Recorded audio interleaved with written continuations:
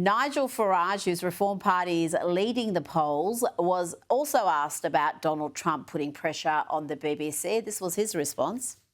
What do you make of President Trump weighing into the conversation about the BBC and the British media landscape? Do you welcome that, or does that concern you? Well, if I was the President of the United States of America, if I was the person making sure that the United Kingdom had security guarantees that meant that it could be defended, whereas on its own it would be helpless, and I'd been stitched up on the eve of a national election.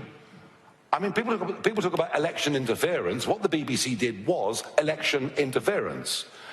If you put yourself in Donald Trump's shoes, I think you'll understand why, when I had a chat with him on Friday, he made his feelings on the subject known to me in no uncertain terms and not in a quotable form. I really do want to know what he said precisely, but the British media army, the left, will try to use this to damage Nigel Farage, given the relentless negative media Donald Trump receives in Britain. They believe they can hurt Farage because of his closeness to the president. But it hasn't hurt him yet. Look at this. Reform, as you can see, is well ahead of Labor and the Tories. That could be the next British Prime Minister. But there is just this, as you touched on, this preoccupation with just how terrible politics and the media is in the US and how much more free and rational they are in the UK, as they're arresting grandmothers for tweeting memes. Yeah, get ready to say Prime Minister Farage. The Conservative Party, whose lunch he's eating, is not the party of Margaret Thatcher. That's for sure. As the great poet-philosopher Monty Python says, it has ceased to be. The Conservative Party has been hemorrhaging voters and votes.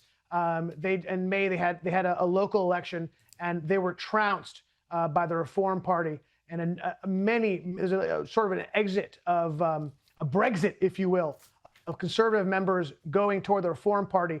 The Conservative Party had 16 local councils defend. They lost 16 out of 16. That's just not going to do it. Yeah, and if you look at what the polls are saying in terms of what British voters want, well, far and away, the number one issue is immigration. And that's where the Reform Party shines. The Conservative Party has been echoing much of the sentiment of the Labour Party, frankly, when it comes to immigration. The number two issue is the NHS, the National Health Service. That's a total tire fire, and a tire fire not only under the Labour Party, but also under the Conservative Party. What you have to understand, certainly for our American viewers, is that the politics in England is different than the American political process, and same with you guys. Is that in their process, like the Conservative Party is more like the middle of the road Democrats, and the Labour Party are more like, the Squad. They're really become far left, and it's just not getting done. And now the Conservative Party is kind of getting hip to that, and they're trying to out Catholic the Pope, and they have a new leader, and she's trying to out-reform the Reform Party, but the polls are showing the voters aren't buying it. So yeah, it's a fascinating mix of what's going on there.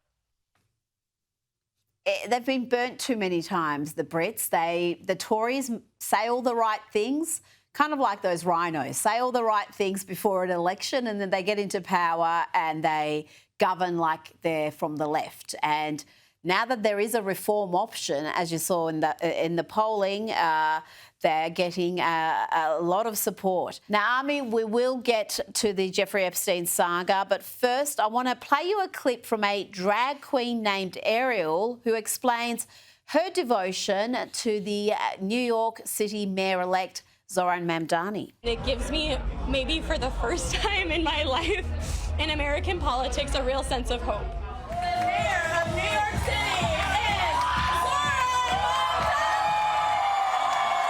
Mamdani! To actually have a politician that I really believe in and that I feel like really stands up for the people I care about most, from Palestinians to trans people to Jews to just my neighbors all around Crown Heights where I live, who live in rent-stabilized apartments, the working families of New York, to actually have a politician who's truly standing with them, who has policies and plans.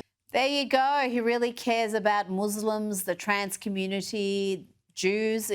You're a Jewish New Yorker. Do you agree with Ariel there? Is Zoran committed to make your life better? A Muslim, a trans, and a Jew walk into a bar. That's a party.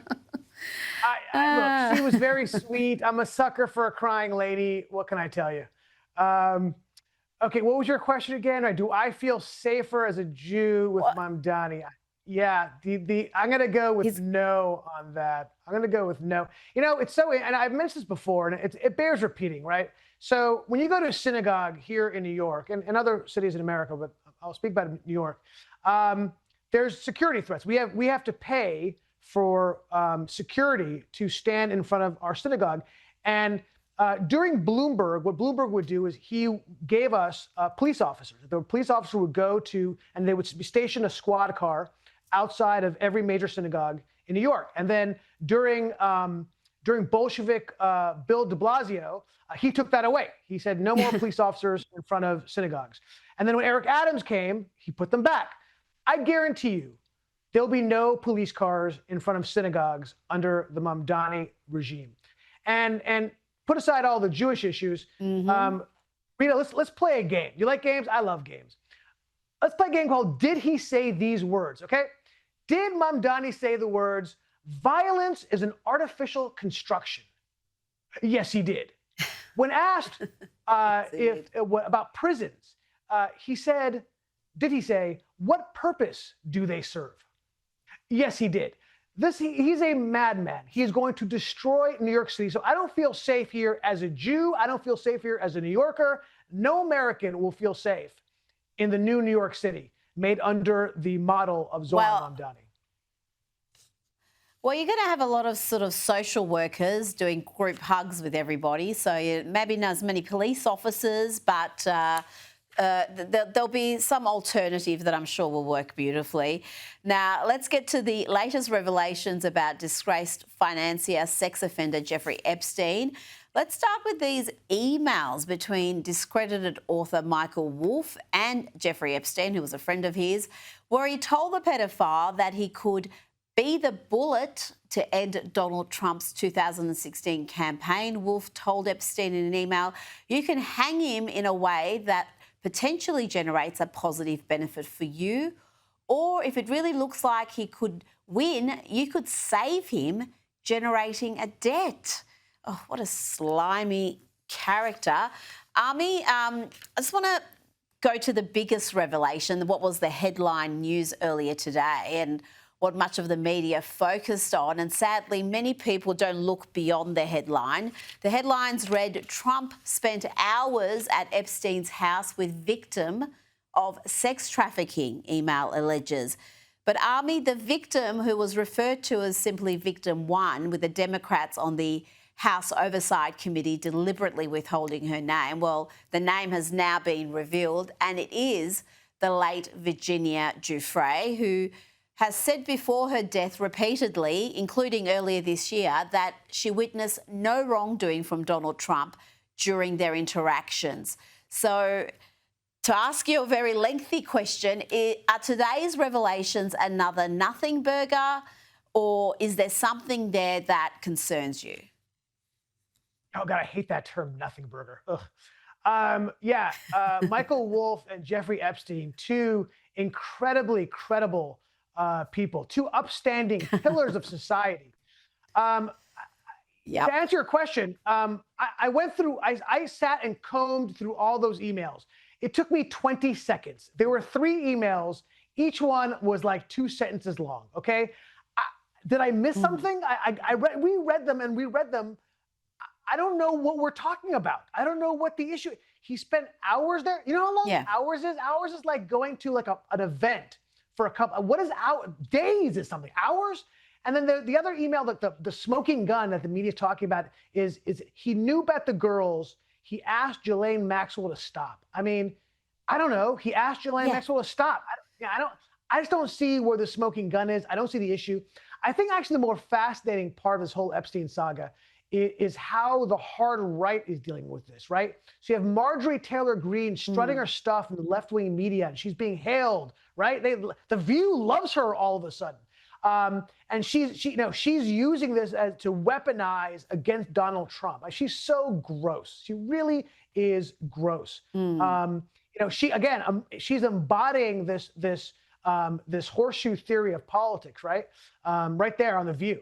And it's really gross. But even more gross is people like her and her ilk using the anti-Semitism is all streaming out of them, right? Where they're all the claims unsubstantiated with zero evidence. The Mossad is involved in this.